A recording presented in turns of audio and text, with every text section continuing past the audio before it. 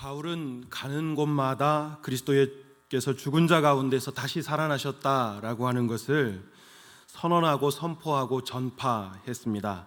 왜냐하면 이 바울은 다메섹으로 가는 길에 부활하신 주님을 직접 만났기 때문이고요. 부활하신 예수님을 만난 후에 그가 지금까지 살아왔던 삶과는 정반대되는 삶을 살아가게 되었고, 그 정반대되는 삶을 살아가면서 그 삶 가운데 가장 중요한 것, 핵심이 바로 예수 그리스도가 다시 살아나셨다라고 하는 것, 복음의 핵심이라고 하는 것을 깨달았기 때문에 사도 바울은 어디를 가든지 가는 곳마다 부활하신 예수 그리스도를 전하지 않을 수 없었습니다. 그래서 자신이 개척하고 양육했던 고린도 교회에서도 마찬가지였습니다. 낮에는 아굴라와 브리스길라와 함께 천막을 짓는 일을 하고요, 피곤한 몸을 이끌고 그 밤에는 또 하나님 말씀을 가르치고 양육하고 훈련하는 그런 시간들을 가졌습니다. 정말 심혈을 기울여 개척하고 양육했던 고린도 교회였는데, 그 고린도 교회에도 이단 사상이 들어오고 또 헬라 철학의 영향으로 우리 부활이 없다, 부활을 부정하는 사람들이 생겨나기 시작했던 것이죠. 오늘 12절의 말씀에 보니까 그렇게 말씀하고 있어요. 그래서 부활이 없다라고 이야기하는, 부활을 강하게 부정하는 사람들이 생겨납니다. 그래서 사도 바울은 오늘 본문 말씀을 비롯해서 우리 고린도전서 15장을 부활장이라고 이렇게 이야기하는데, 고린도전서 15장을 통해서 부활에 대해서 변증하고 있는 말씀이 오늘 말씀입니다. 그렇다면 여러분들은 부활을 어떻게 생각하십니까? 여러분들은 부활을 부인하십니까? 의심하십니까? 그러면 인정하십니까? 소망하십니까? 아멘. 여러분, 바라고 소망하기는 역사적 사실인 예수 그리스도의 부활을 여러분 확고히 붙들고 믿고 나아가시는 여러분들에게 간절히 소원합니다. 뿐만 아니라 예수 그리스도의 부활이 나의 부활이 되어진다라고 하는 믿음과 확신을 또 가지고 여러분 부활의 기쁨을 누리며 살아가시는 우리 귀한 모든 성도님 되기를 다시 한번 축복합니다. 여러분, 바울은요, 죽은 자의 부활과 예수님의 부활을 변증하면서 이 세상에서 가장 불쌍한 사람이 어떤 사람인지를 오늘 본문 말씀을 통해서 말씀하고 밝혀내고 있습니다. 물론 사도 바울은 오늘 본문 말씀을 통해서 가장 불쌍한 사람이 이런 사람입니다 라고 하는 것, 가장 불쌍한 사람이 어떤 사람이다 라고 하는 것에 포커스를 맞추지는 않았어요. 여러분이 잘 아시는 것처럼 이 사람들이 지금 예수 그리스도의 부활이 없다, 사람의 부활이 없다라고 말하는 사람들에게 자신이 부활이 있다라고 하는 것을 변증해 나가는 과정이거든요. 그 과정 중에서 자연스럽게 가장 불쌍한 사람이, 가장 안타까운 사람이 어떤 사람인지를 말씀하고 있습니다. 여기 불쌍한 사람이다라고 할 때 이 불쌍하다라고 하는 이 말은요, 굉장히 처지가 안 되어서 좀 처지가 괜찮은 사람이 이렇게 안타깝게 이렇게 내려다보는 그런 것들을 이야기하는 거예요. 조금 더 확장해서 이야기하자면, 하나님께서 우리를 바라보실 때 예수 그리스도의 부활과 예수 그리스도를 주로 고백하지 못하여서 여러분 구원받지 못하는 그런 영혼들이 보이실 거 아니에요. 그 영혼들을 향해서 안타깝게 바라보시는 것, 그것을 바로 불쌍한 사람이다 이렇게 말씀하고 있습니다. 여러분, 그렇다면 어떤 사람이 가장 불쌍한 사람일까요? 오늘 본문 말씀 12절부터 19절까지의 말씀을 정리해 보면 이렇습니다. 예수님을 믿기는 믿습니다. 예수님을 믿기는 믿지만 어떻게 믿냐면 예수 그리스도는 나의 마음의 위로자입니다 라고 이렇게 믿는 거예요. 내가 마음이 힘들고 어려울 때 나를 찾아오셔서 위로해 주시는 하나님이시고 나를 위로해 주시는 예수님입니다 라고 믿는 거예요. 이런 믿음도 소중하기는 합니다. 하지만 믿기는 믿지만 잘못 믿고 있는 거고요. 또 램프의 요정 지니와 같은 주님으로 믿는 거예요.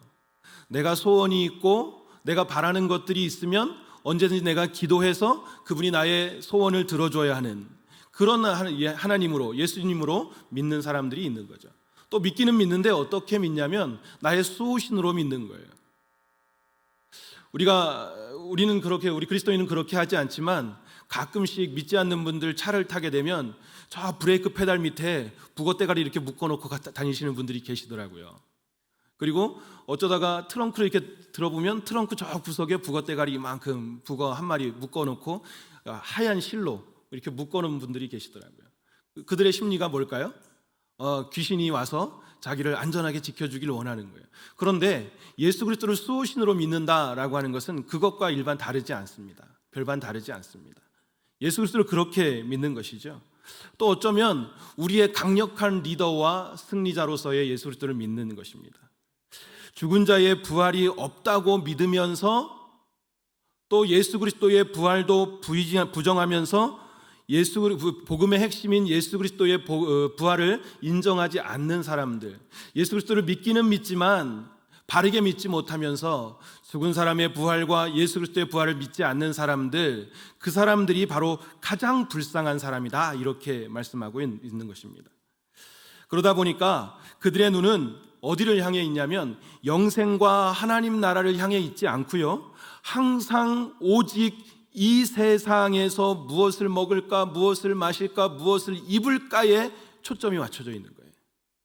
그래서 어떻게 하면 돈을 더 벌 수 있을까? 어떻게 하면 좀 더 편안한 집에 살 수 있을까? 어떻게 하면 더 좋은 차를 살까? 어떻게 하면 더 멋있는 거를 가질까? 어떻게 하면 더 맛있고 좋은 거를 먹을 수 있을까? 배부르지 않고 맛있는 거 먹을 수 있는 방법이 없을까? 라고 하는 생각, 그런 고민들만 하게 되는 것이죠. 이런 사람들이 가장 불쌍한 사람들이다, 지금 말씀하고 있는 것입니다. 여러분, 돈이 없어서요? 건강하지 못해서요? 명예와 권세가 없어서요? 가정이 화목하지 못해서 좋은 집, 좋은 차, 그리고 좋은 친구, 좋은 직장, 좋은 학교가 없어서 불행하다고, 불쌍하다고 말씀하고 있습니까? 그렇지 않습니다. 예수님을 믿기는 믿지만 바르게 믿지 못하는 사람들이 가장 불쌍한 사람이라고 말씀합니다. 특별히 예수 그리스도의 부활을 믿지 못하는 사람이 더욱 불쌍한 사람이다, 이렇게 말씀하고 있습니다. 그런데 여러분, 사도 바울은 만약 죽은 자의 부활과 예수님의 부활이 만약에 없다면 자신이 전파한 그 모든 내용들이 다 거짓말이고 헛거고 믿음도 헛거고 또 거짓 증인으로서 죄 가운데 있어야 할 나의 모습이지만, 그리고 만약에 예수 그리스도가 부활하지 않으셨다면 내가 가장 불쌍한 사람이지만 오늘 우리가 본문 읽지는 않았지만 20절에 있는 말씀에 보니까 뭐라고 말씀하고 있냐면, 예수님께서 죽은 자들 가운데서 다시 살아나셔서 잠자는 자들의 첫 열매가 되셨다라고 이렇게 말씀하고 있거든요. 첫 열매가 되셨다라고 하는 것은 뭐냐면, 열매를 한번 처음 따면 그 다음 열매를 따게 되는 거잖아요. 예수 그리스도가 그렇게 우리에게 첫 열매, 첫 모범으로 부활하신 것이 되셨기 때문에 우리도 자연스럽게 당연하게 부활할 것이다 라고 하는 것을 지금 사도 바울은 확신하고 있는 것입니다. 여러분, 시골에 보면 그 펌프질 해보셨지요? 다. 저도 나이는 어려 보이지만 펌프질 많이 했습니다. 펌프질을 하려면 어떻게 해야 되죠? 마중물을 부어야 되잖아요. 그렇죠? 마중물을 붓고 팍팍팍팍팍팍 이렇게 해서 이제 그 압이 딱 차가지고 올라올 때를 기다렸다가 푹 세게 눌러줘야 되잖아요. 그런데 이게 아무리 그냥 눌러도 안 되고요, 마중물을 반드시 한 바가지, 두 바가지 이렇게 넣어야 됩니다.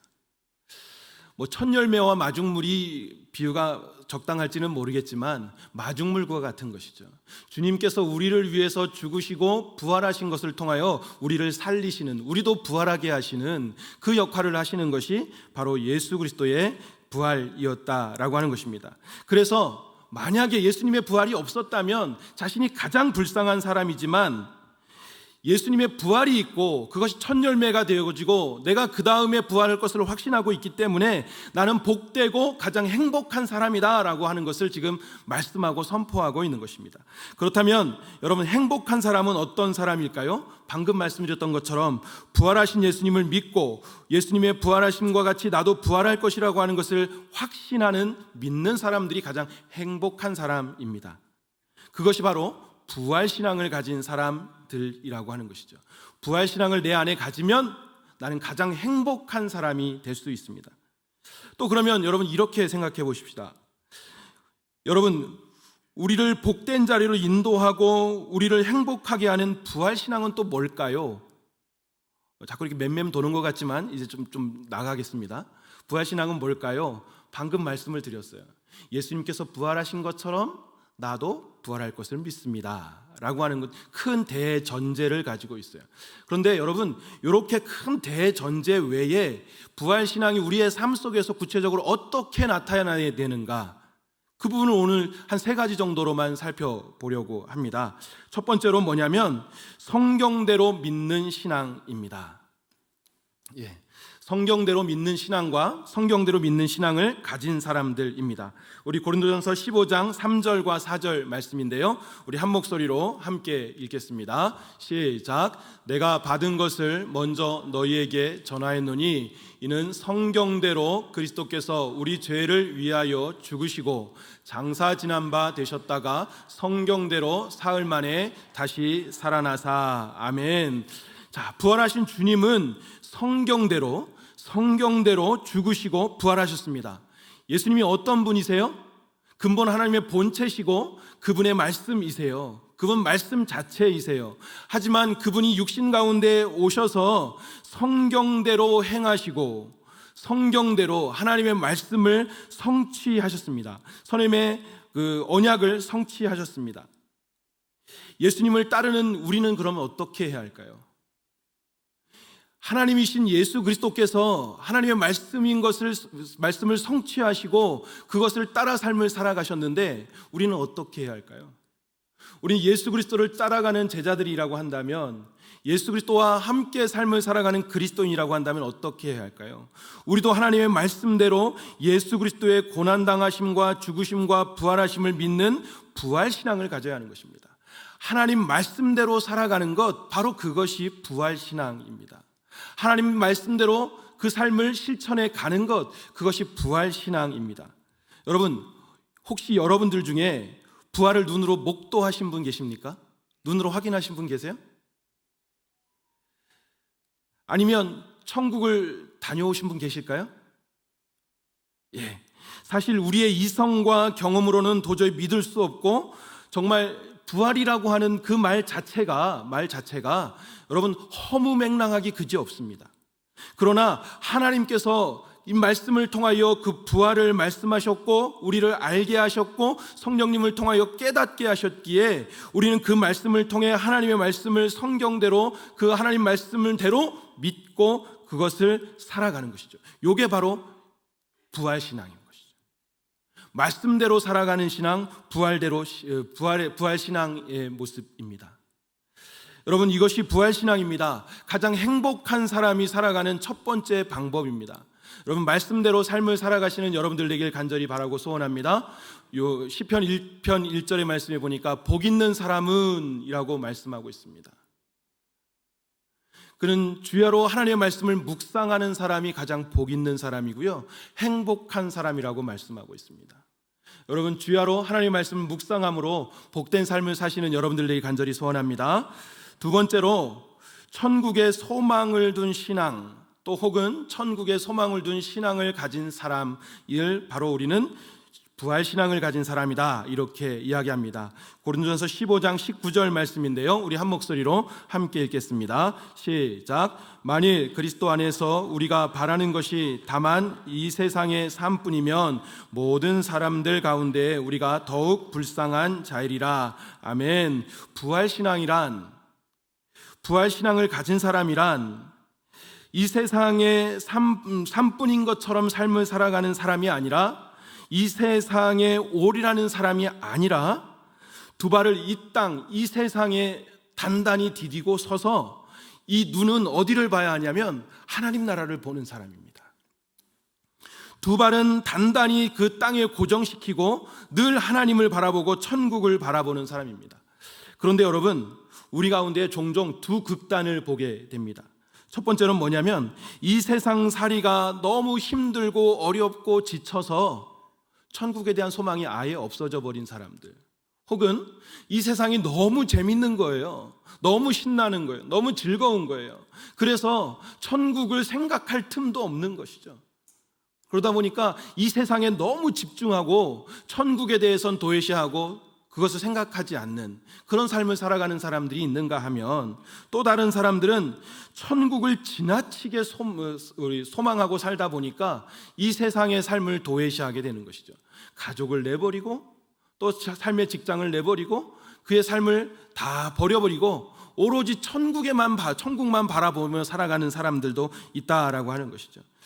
그러나 여러분, 이런 신앙생활은 부활신앙도 아니고요, 바른 신앙생활도 아닙니다. 부활신앙을 가진 사람이라면 지금 현재의 삶에 최선을 다해야 합니다. 지금 주어진 나의 삶 속에서 정말 애쓰고 노력하고 몸부림치고 그 가운데에 최선을 다하는 삶을 살아가는 사람이 부활신앙을 가진 사람이에요. 그런데 거기에서 그치면 안 되고요, 언제라도 이 세상을 떠날 사람처럼,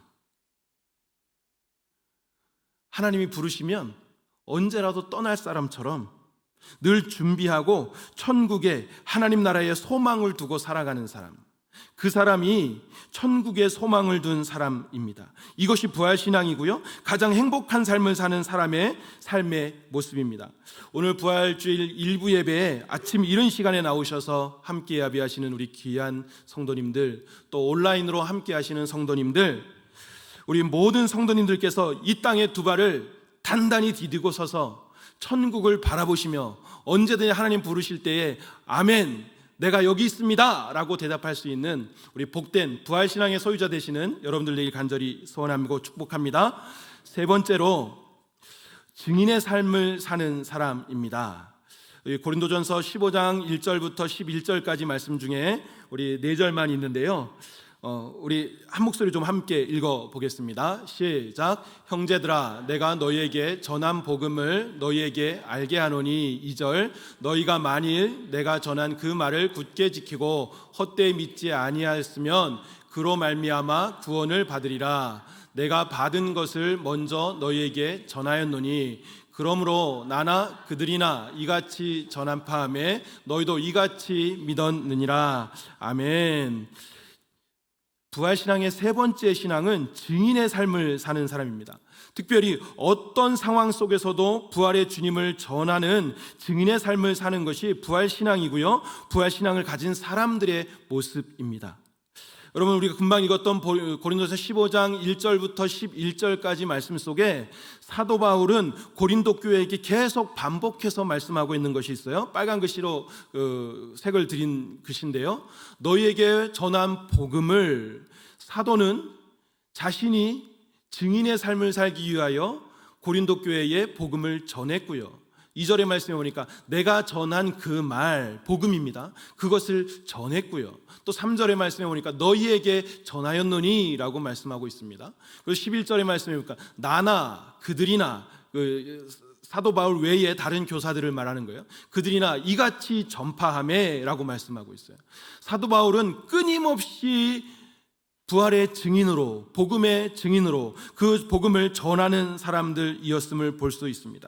예수 그리스도의 복음을 전하는 사람들로 고린도 교회에 나왔고요, 우리 고린도후서 11장의 말씀에 보니까 11장 23절부터 27절까지의 말씀에 보니까 사도 바울이 넉넉해서 여유가 있어서 괜찮은 상황 속에서 전한 것이 아니었더라고요. 여러분, 감옥에 갇히고 매도 수없이 맞고 어떤 위협이 있어도 사도 바울은 증인된 삶을 포기하지 않았습니다. 왜일까요? 왜 증인된 삶을 포기하지 않았을까요?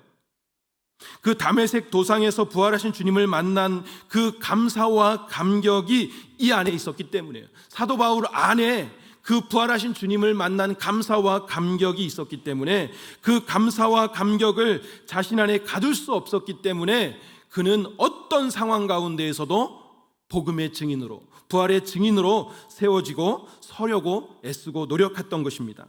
여러분, 죽을 뻔하고 수고하고 자지 못하고 줄이고 헐벗을지라도 나를 구원하신 주님을 전하는 신앙, 이것이 바로 부활신앙입니다.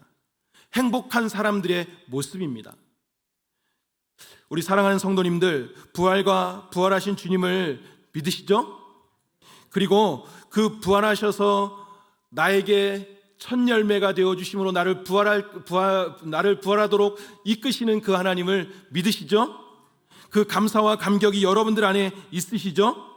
그렇다면 여러분 증인된 삶을 사시기를 간절히 소원합니다. 여러분 증인이라고 해서 해외 선교 나가야 되는 것 아니고요. 여러분들의 아내와 남편에게, 자녀들에게 그 증인된 삶을 보여주시면 되는 겁니다. 조금 더 넓게는 여러분 이웃집에게, 조금 더 넓게는 교회 안에서, 조금 더 넓게는 고객들에게 그렇게 증인된 삶을 보여주시면 되시는 겁니다. 여러분 그 증인된 삶을 여기 안에 여러분들 가운데 있는 감사와 감격을 통하여 예수 그리스도의 증인된 삶을 살아내시는 여러분들 되길 간절히 소원합니다. 이제 말씀을 마무리하겠습니다.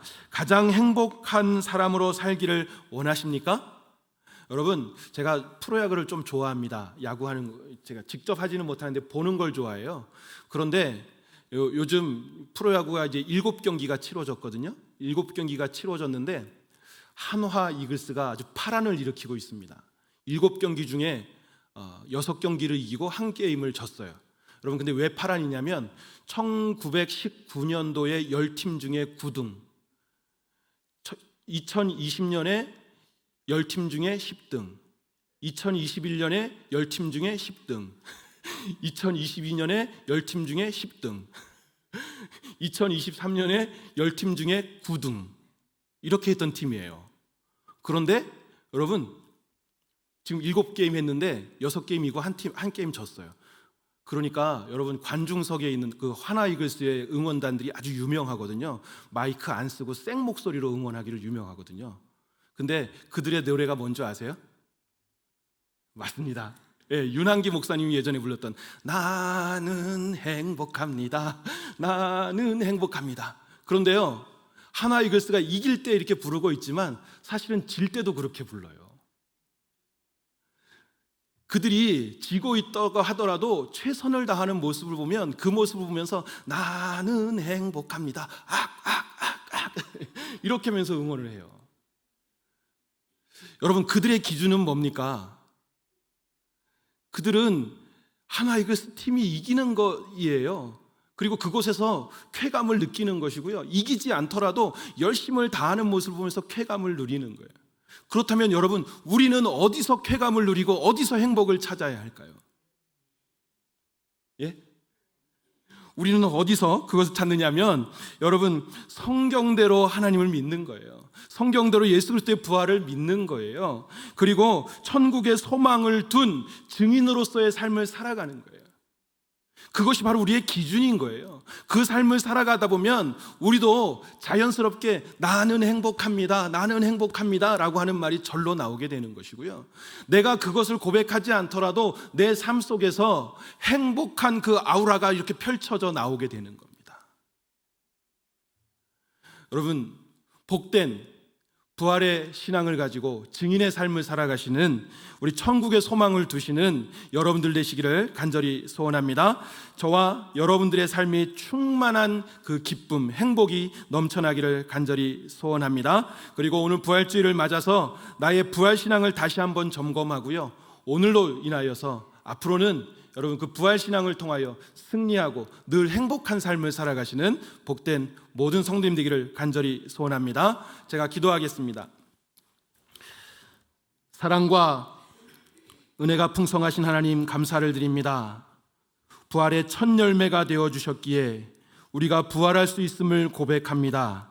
또 확신합니다. 믿고 나아갑니다. 하나님 우리의 삶 가운데에 다른 그 무엇이 기준이 아니라 성경대로의 신앙의 삶을 살게 하시고 천국의 소망을 둔 증인으로서의 삶을 살아가는 우리들 되게 하여 주시옵소서. 그래서 날마다 복된 삶이요 행복한 삶을 살아가는 우리들 되게 하여 주시옵소서. 감사드리오며 예수님의 이름으로 기도드리옵나이다. 아멘.